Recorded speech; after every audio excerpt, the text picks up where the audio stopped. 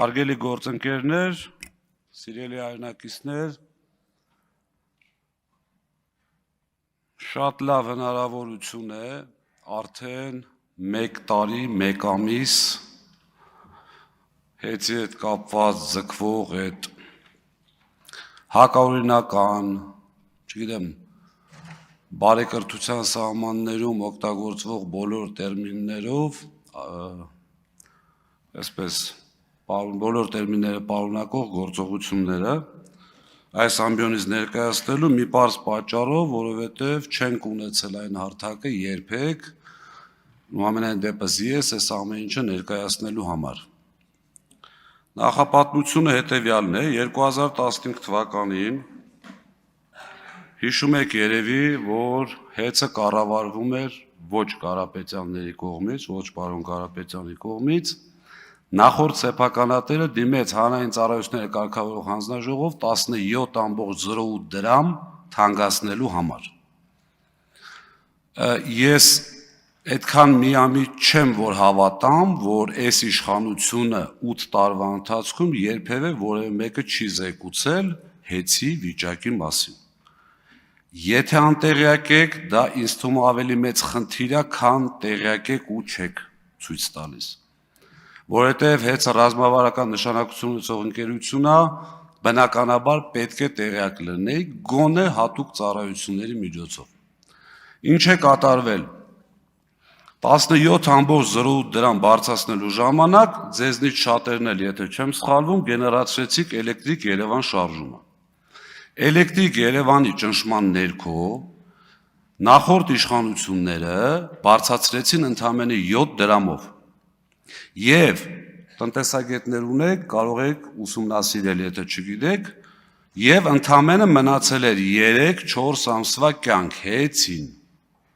որովհետեւ այդ պայի դրությամբ 36 միլիարդ դրամ պակասորդ ուներ եւ անհրաժեշտ էր 17 դրամ թանկացնել, որպեսզի հեծը սնանկության չգնա։ Հիմա այս պարագայում պետությունը գնաց մի քայլի, լավ են արել, վատ են արել, դա ես չեմ քննարկում, ինձ դա չի վերաբերվում։ 7 դրամ թանկացրեց եւ փորձեց գտնել մարդ, ով կլինի հայ, ով կլինի Հայաստանի հողին կպած հայ, ոչ թե շատ ներողություն արտահայտությանս մենք ունենք, դուք էլ երևի կիմանաք, այսպես ասած շուրտված հայեր, ու ծագումով հայ են, Հայաստանի տեղը չգիտեն, ընդհանրապես կապ չունեն Հայաստանի հետ։ Եվ այդ հայը Սամվել Կարապետյանն էր, որին նախորդ իշխանությունները, կառավարությունը խնդրել են,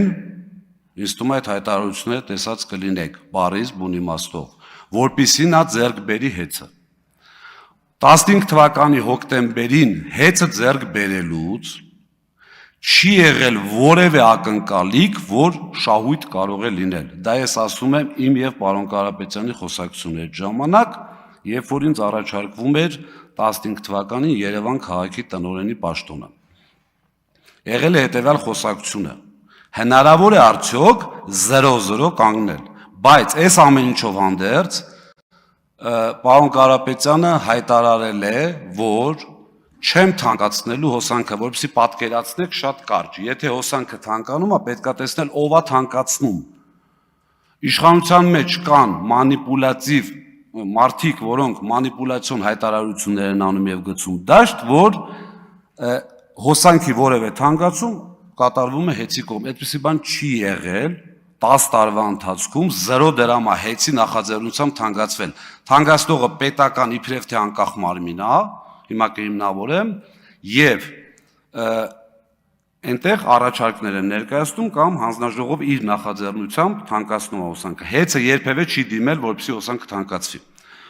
Դրանից հետո մենք բազմաթիվ, ճարագ ասեմ ժամանակը հերիքի, դրանից հետո բազմաթիվ համակարգեր ենք ներդնում, ասկոյի համակարգ, այդ թվայնացված, որպեսզի ամբողջ ինֆորմացիան միանգամից առանց տեսուչի ներգործության քաշվի, մոտավորապես $700 միլիոն ներդրումներ են կատարվում, որից հետո այսպես գալիս ենք հասնում ենք 2025 թվականին պարոն Կարապետյանի հայտարարությունը։ Ինչ եմ ասում 25 թվականի պարոն Կարապետյանի հայտարարությունը, որտեղ այստեղ խոսվեց 24 թվականին լսումներ են եղել, 24 թվականին լսումներ եղել ձեր կողմից ընտրված, ձեր ամենայն դեպս փաստացի կոնտրոլի տակ գտնվող հանրային ծառայությունների կարգող հանձնաժողովի նախագահ պատասխանել է ձեր հարցերին։ Հեծի ներկայացուցիչ ինչի չեք կանչել, է դուք գիտեք, դուք էլ ընդունեցիք, որ չեք կանչել։ Դրա համար ես բերում եմ 25 թվական Կարապետյանի հայտարարությունը իր պաշտպանությունը եկեղեցու, որից հետո այս դահլիճում կոլեգիալ մարմինի ոչնչացումով հանրային ծառայությունների կարգող հանձնաժողովը կոլեգիալ մարմին է, յուրաքանչյուր որոշում ընդունում է կոլեգիալ։ Դուք բերեցիք այստեղ իմջալոս ԿՊ խմբակցության նախաձեռնությամբ, այդ դուք մտածեք ինչի կառավարությունը այդ նախաձեռնությամբ հանդես չեկա, որովհետև պատմությունը դա գնահատելու է, միգուցե քրե իրավական գնահատական կտրվի տեղ ապագայում։ Եվ ԿՊ-ն օրենսդրական նախաձեռնությամբ հանդես եկավ, որ կոլեգիալ մարմնի ղեկավարին, հարգելի սիրելի հայրենակիցներ, խնդրում եմ այստեղ ուշադրություն, տալ առանձին լիազորություն, տկենի նամակի հիման վրա, այնտեղ, եթե չեմ սխալվում, 3-4 կետ է տալիս, այսպես թույլից միջև ուժեղ, ընդհուպ կառավարիչ նշանակել։ Միանձնյա նշանակել կառավարիչ, եւ բնականաբար այդպես է պետք է լիներ, տկենը նամակը գրեց 9 կետով, հետո հանրային ծառայությունների կարգող հանձնաժողով լիցենզիայի զրկման ժամանակ այդ 9 կետից չեմ հիշում, եթե եկած է լինի 1-2 կետ եկած է լինի, բլանցածը դուրս եկավ եւ ընտրվեց այսպես ասած, ես ռուսերեն ասեմ, ինչ ուզում եք ում եք ուզում եք կապեք, դա ձեր խնդիրն է, սա կոչվում է ռեյդերսկի զախվատ, որովհետեւ վերցրեցին մարդու սեփականության վրա բերեցին օրենքը փոխեցին մեծամասնություն, իրենց տակ կառավարիչը նշանակեցին, բերեցին իշխող կուսակցության վարչության անդամ նշանակեցին այդտեղ կառավարիչ ու ասեցին, որ դու պետք է ենթարկվես ԿՊ հասարակ անդամի, որը այդ անդամակցությունը դադարեցրել է, որ դառնա հանձնաժողովի նախագահ, որը հնարավոր չէ, դուք էլ լավ գիտեք։ Եվ այդտեղ այնուհետև եկավ նոյեմբեր ամիսը, լիցենզիայի զրկումը, այնտեղ օրեր ա տևել, շատ կարճ էին ուզում ավարտեն, հետո էլ հայտարարում են երկար քննարկեցինք, եթե ուշադիր եղածն եք կամ ձեզ հետաքրքիր եղածն է, ամենայն դեպս մեր հայրենակիցներից շատերից ես ստացել եմ այդ ինֆորմացիան, որ բավականին ուշադիր նայել են եւ այդ հայտարարությունը պատկերացնում էին։ Որոշումը պատրաստ դրած, ես այնտեղ հայտարարել եմ, գոնե գնայիք խորհրդակցեիք։ Նիստը վերջացավ թե չէ, միանգամից քվեարկեցին։ Որևէ այսպես նորմալ բան չասվեց, որից հետո լիցենզիայից զրկեցին, մենք գնացինք վարչական դատարան, արբիտրաժ եւ այլն, Հայաստանի Հանրապետությունը չկատարեց արբիտրաժի որոշումը, որը շատ տրամաբանական էր, այսինքն Հայաստանի Հանրապետությունը խնդրեց, եկավ միացավ ինչ որ մի հռչակագրի, ինչ որ մի արբիտրաժի եւ նրա որոշումը չկայացրեց, ստատուս քվո պայելու հետ կապված, այսինքն նրանք ինչ էին ասում, ես գործ եմ քննում, սպասեք գործը քննեմ, կարող է հետո իմ որոշումը լինի ձեր արածի հակառակը, ոնց եք հետ փոխելու։ Այդ թվում իմիջիայլոց սահմանադրական դատարանում կար գործ այդ ժամանակ ընդդիմադիր պատգամավորների դիմումով, վարչական դատարանում կար գործ, ձեր համար միևնույն էր։ Եվ այդ ամեն ինչը տեղի ունենալուց հետո բնականաբար կառավարիչը նշանակվում է, գալիս է առաջի օրը շենք չմտած ինձ ազատում աշխատանքից, երևի հասկանալով, որ լավ օրեր չի սպասվում աշխատանքային առումով եմ ասում այդտեղ, որից հետո հայտարարվում է այսպես ասած առանց փաստական հանգամանքների հանձնագործներ, թալան եւ այլ, եւ ես մի առաջարկով եմ հանդես գալիս, շատ ուղիղ կառավարչին եւ հանրային ծառայությունների կարգավորող հանձնաժողով նախագահին, հաշվի առնելով, որ հմեկը վաղուց արդեն ձեր սեփականությունն է, ոչ թե հանրային հեռուստաընկերություն, ես չեմ կարող կազմակերպել, խնդրում եմ, դուք կազմակերպեք ուղիղ եթերում բանավեճ։ Դուք մեր հայրենակիցներին ասում եք, հեծը թալանել են, հեծը էս են արել, իմջոց պարոն Կոնջորյան, բարեկրությունից եք խոսում, դուք ասիք, թե պարոն Ալեքսանյան այլանդակություններ են կատարվել, ես հիմա այդ գայթակղությունը շատ մեծ է, որ ասեմ,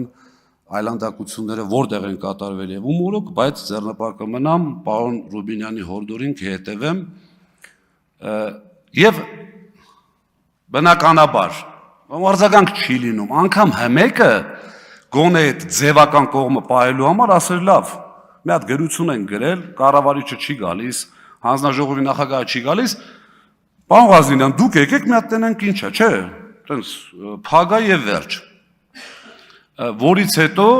հայտարարվում են բազմաթիվ քրեական գործեր, մենք տեսել ենք, չէ, այստեղ էս շակերտների մեջ terrorizmi հետ կապված գործերը, Բագրատ Սրբազանի հետ կապված, մի քանի ամսում արագ գնացին դատարան, բայց ինչ որ հավելագրումների հետ կապված թեմաներ էս մի տարիա քննվում, հələ չգիտենք ինչ։ Այսինքն շատ պարզ էր, որ այստեղ ընդհանրապես պետք էր փորձել կամ ձեր կարծիքով հաջողել, որը իմ կարծիքով չի ստացվել նաև մեր հասարակության, ես մի հարց տամ էլի, մենք կարող ենք խմբակցության անունից հիմա գումարել։ Դուք հիմա խոսեք, եթե հիմա խմբակցության ղեկավարն ինձ ասի, որ գրություն կուղարկեն, շատ լավ խմբակցության անունից շարունակեք։ Բայց կզրկվեք վերջում խմբակցության անունից ելույթից, դա իմաց։ Շարունակեք։ Եվ դրանից հետո արդեն կատարվում է այն ինչի դեմ դուք պայքարել եք։ Առաջին հերթին դուք, ինչպես նաև մեր ժողովրդի մի ստվար զանգված։ Սկսեցին ազատվել աշխատակիցները ըստ ցուցակների, բառից բուն իմաստով, ով կապ ունի Կարապետյանների հետ, ում ընդհանրապես Ղազինյանը ճանաչելով, չճանաչելով բերել գործի, պատասխանը շատ պարզ էր, մեր հետ ես թե չէ, ուղիղ, այնքան ուղիղ, իմիջիայլոց ձեզ ասեմ, որ ունեմ ինֆորմացիա եւ այնտեղից դուրս եկող մարդիկ են ասել, բնականաբար ոչ մեկ այսօր չի գալու ստեղից ասի, հայտնվի այնտեղ, որտեղից ես եմ դուրս եկել շատ արագ, որ կառավարչի սեղանի վրա դրված են եղել մարդկանց, այսպես ասած, պատմությունները, ոնց է կոչվում այդ անձնական գործերը ԱԱՑ-ի այդ բանով թղթի վրա։ Հիմա բնականաբար այդ ամբողջ ինֆորմացիան ունենալով հանդերձ եղել են մարդիկ մեր ուրախություն մեզ, որ դավաճանությունները այդ առումով շատ քիչ են, այո, եղել են մարդիկ, որոնք համաձայնվել են այդ պայմաններին, մնացել են ճիշտ է, դետակից SMS են գրում, դե կներեք եւ այլն, բայց աստված իրանց հետ ամեն մեկ իր հացի հարցն է լուծում։ Ուրեմն դրանից հետո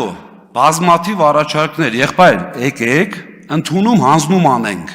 Դուք 6800 աշխատակից ունեցող, մինչև $1 միլիարդ ընկերություն, արժեք ունեցող ընկերություն եք խլում։ Իմիջիայլոց ձեզ ասեմ, այդ խլելն էլ պետությունը չէ, իշխանությունը ձերն է, դրա համար եք խլում։ Այլ պարագայում դուք մեզնից ոչ մի բան չեք կարող խլեք։ Քննչականն է ձերը, ազգային ժողովն է ձերը, ԱԱՑ-ն է ձերը, միայն հանգարց որից է մեկը չմտածի, որ Սամվել Կարապետյանից կամ մեզնից մեկը կարա այս գրիչը խլի։ Խլել եք, որովհետև ուժայիններն են ձերը, ու մենք չենք լռել, ուղղակի էդ է։ Հիմա եթե գնում որոշ ազգային ժողովը որոշում է, որ միանձնյա ինչ-որ մեկ ինչ-որ բան պետք է անի, կներեք դրա դեմ, չգիտեմ, արդեն հակասահմանադրական ճանապարհներն են գալիս, որին ես դեմ եմ։ Ուրեմն ու սկսվում է այդտեղ հանձնաժողովի ոչնչացման գործընթացը։ Իմիջիայլոց ձեզ ասեմ, հանրային ծառայությունների կարգավորող հանձնաժողովը ունի բազմաթիվ գործառույթներ կարգավորվող ընկերությունների նկատմամբ։ Դրանք են մոնիտորինգներ, վարույթներ, ընդհանուր միջև լիցենզիա զրկում, բայց կոլեգիալ, այսինքն կոլեգիալ պետք է զրկեն։ Ձեզ ասեմ, որ ձեր կողմից կառավարվող փաստացի հանձնաժողովի ու համարյա բոլոր անդամները բացի ընդդիմադիր անդամից աշխատում են շատ վաղուց։ Ձեր կողմից նշանակված նախագահը, ինչ եմ ասում նշանակված ոչ թե ընտրված, որտեղ նա նշանակված է։ Ձեր կողմից նշանակված նախագահը 20 թվականին, եթե չեմ սխալվում, պատերազմի ընթացքում էլի եղել է հանրային ծառայությունների կարգավորող հանձնաժողովի անդամ։ Մենք էլի շփվել ենք իրար հետ։ Երբևէ որևէ անդամ չի այսպիսի մտահոգություններ արտահայտել։ Երբևէ, ասեմ ձեզ ավելին, ապրիլ ամսին իր աշխատասենյակում Մեսրոպին ուղիղ հարց եմ տվել։ Իհարկե աշխատանքային անձնական խոսակցությունը երբեք չեմ բացի, այդտեղ ավելի վատ բաներ կա, բայց չեմ անի երբեք։ Դա իմ համար կարմիր գիծ է։ Ասում եմ Մեսրոպյան, հեծը ինչ վիճակում է գտնվում։ Ուղիղ տղամարդու պես աչքերին նայելով, կրիտիկական է վիճակը։ Չէ, պարոն Ղազինյան, ինչ եք ասում, ինչ կրիտիկական։ Ասում եմ, բայ ինչ ես ուզում, ասում եմ, խնդրում եմ իրար հետ աշխատենք։ Պարոն Կարապետյանին էլ եմ ասել, ասում եմ, ի՞նչ է պատասխանը պարոն Կարապետյան, ասում եմ, ասել է սիրով։ Ասում եմ, ես էլ եմ ասում, 20 թվին չենք աշխատել, այդ եկար դարար նախագահ բան փոխվեց, սենց կիս կատակ։ Ու մի հետաքրքիր բան էլ ասեմ, սա ինքնագովեշ չընդունեք, ես երկար տարիներ ղեկավարել եմ իրացման ոլորտը, իրացման տնօրինությունը, որը այս ձեր ասած կիլովատի արքու վաճառք, հավելագրում եւ այլ, սենց մի քիչ տենց քմծիծաղով երևի թե հաճելի կլներ լսել իմ համար, ընդունում եմ դա, ասի Մեսրոպյան իրացման հետ կապված ինչ ասեր, ասեց իդեալականին մոտ։ Սա ասել է ձեր հանձնաժողովի նախագահ ուղիղ դեմքին ասում եմ, եթե փորձի ժխտի, այլ մանրամասնություններ կարող եմ ասել, որը չի կարող ժխտել։ Այսինքն իմ ասած իմաստը որն է, որ Կարապետյանի եկեղեցուն պաշտպանելուց հետո է սկսես գործընթացը։ Միանշանակ դուք էլ լավ գիտեք, ունեք փող վարչապետ, որը եղել է Արջին բանկի, եթե չեմ սխալվում, կառավարիչ։ Այն ժամանակ հեծ ունեցել է Արջին բանկում վարկ։ Ունեք ԱԱԾ, որը որ օնլայն ռեժիմով ձեզ զեկուցում է ամեն ինչ։ Դոստուկները տված է բոլորին, որը որ չէր կարելի։ ԱԱԾ-ն, եթե չի զեկուցել, որ հեծ ինչ վիճակում է եղել կամ եկեք մի այսպիսի հանգամանք, էլի։ Դուք կառավարող ուժ եք, դուք իշխանություն եք։ Եթե ձեր իշխանության գալուց հետո 7 տարի հեծը կարողացել է մասսայական հավելագրումներ անի, հեծը կարողացել է կիլովատի արքու վաճառք անի եւ ձեր ասած թալանն անի, ու շատ ներողություն, խիստ անհրաժեշտություն է դառնում իշխանության փոփոխությունը։ Իմիջիայլոց այստեղ տարածքներից մարդիկ կան, որոնք համոզված են բազմաթիվ անգամ շփվել են հեծի հետ եւ տեսել են մեր աշխատանքի որակը։ Եվ մի շատ կարևոր հանգամանք, չեմ ուզում այստեղ շատ երկարացնեմ, բայց բազմաթիվ անգամ մամուլով էլ եւ շատ տեղերով էլ քննարկվել է այն թեման, թե ես ինչ մեթոդներով եմ աշխատում ուղիղ հավելագրման դեմ։ Սա շատ չբարձրաձայնեմ, կուսումնասիրեք, համոզված եմ նաև շատերդ գիտեք։ Հիմա դրանից հետո գալիս արդեն այդ հանձնաժողովի իմիջիայլոց ձեզ ասեմ, որ տեխնիկական աուդիտի հնարավորություն ունի, ինքը ընտրում աուդիտորին եւ բերում տեխնիկական աուդիտ են անում։ Պետական հանրային ծառայության կարգավորող հանձնաժողովը մինչև 23 թվականն ներառյալ արել է տեխնիկական աուդիտ։ Գումարած դրան հեծը ֆինանսական աուդիտ է արել, ամեն տարի KPMG-ն է արել այդ ֆինանսական աուդիտ։ Այսինքն ձեր տրամաբանությամբ դուրս է գալիս, որ KPMG կլինի, հանձնաժողով կլինի, մյուս ով ուզում ա լինի, չէ, իրանք բոլորը սխալ են, դուք ճիշտ, որի վրա ես խիստ կասկածում եմ։ Ուրեմն ասում ենք լավ, Սամվել Կարապետյանը այդ ժամանակ փաստաբանների միջոցով, պարոն Վարդևանյանի միջոցով ինձ փոխանցեց, ասեց Դավիթ, մի անգամ ասել եմ, կարող մոռացել են, ասա որ 10 տարի չեմ թանկացրել, 10 տարի չեմ թանկացնելու։ Հիմա եթե ինչ-որ մեկին հետաքրի ոնց չի թանկացնելու, սեփական փողի հաշվին։ Ասենք ստեղ չեմ ուզում կոպիտ բառ օգտագործեմ, կարծում եմ դուք էլ տենց չեք մտածի, հիմարություն կլինի մտածելը, որ մի քանի միլիարդ դոլար ունեցող մարդուն ասեն, բա ոնց չես թանկացնելու, շատ բարձ։ Կարիք եղավ, ինչը որ եղել է 10 տարվա ընթացքում, իր գրպանից փողը գտնի չի թանկացնի։ Այդ հայտարարությունից հետո, որ մենք ասում ենք սիրելի հայրենակիցներ, Սամվել Կարապետյանը հայտարարում է 15-ից 25 չեմ թանկացրել, չնայած առիթներ եղել են, Պրիտոմ են 10 դրամը չենք մոռանում ռուսների, ռուսական ընկերության, որը 17 դի թանկացներ, 7 թանկացավ։ Եվս 10 տարի չեմ թանկացնում։ Հանձնաժողովի նախագահին ուղիղ հարց ենք տալ, ասում ենք եղբայր, 2 տարվա գարանտիա տուր, 2 տարի ընդամենը, ասա 2 տարի չեմ թանկացնելու, չի կարողանում ասել։ Եվ որից հետո արդեն բնականաբար սկսում է այդ գործընթացը, գնում ենք դատարան։ Գնում ենք դատարան, դատարանում այսպես գիշերային նիստերով, բաներով միջև վերջին նիստը, եթե չեմ սխալվում, միջև գիշերը 5-ը տևեց, առավոտյան 5 ավելի շուտ։ Գիտեք հանձնաժողովի ինչա բերել այնտեղ, որպես ապացույց։ Մեր ժամանակվա կատարված աշխատանքներ, այսինքն հեծը Սամվել Կարապետյանի գլխավորությամբ ունի գործառույթներ, որը կատարում է։ Ապրիլ-մայիս ամիսներին ստուգվել է Հայաստանի Հանրապետության ամբողջ բյուջեից ծնվող կազմակերպությունների հաշվիչները, որի արդյունքում եղել է 22 խիստ նկատողություն եւ 9 ազատում աշխատանքից։ Ասում եմ ապրիլ-մայիս, իմիջիայլոց էս հանձնաժողովը բերել էր դատարան, ասում ենք ժողովուրդ, էս խեք բերեսի մերն է։ Ասում եմ բերել ենք որ տենակ էդի կա։ Ասում ենք մենք չենք շղթում որ դա կա։ Բայց մեր կատարած աշխատանք ինչ եք բերել։ Բերել են Սևան քաղաքում 130 խախտում։ Բացում ենք, դե ապացույցների ուսումնասիրությամբ հետազոտման փուլն է, դատարան ասում է խախտումներ ասեք, բացում են չկա, պարզվում է 130 հաշվիչ ստուգվել է, որից 3-ը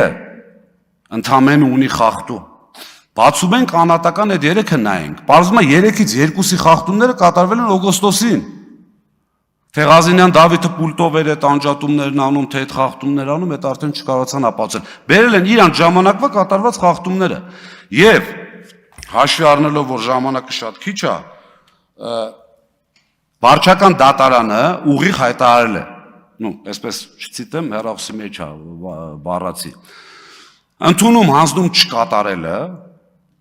որը մեր կողմից էր նշվել, շատ մեծ սխալ է համարվել, որի արդյունքում դատարանը հիմնավորված եւ ապացուցված չի համարում համակարգված հավելագրումներ։ Եվ մի փաստել այնտեղ խոսք գնաց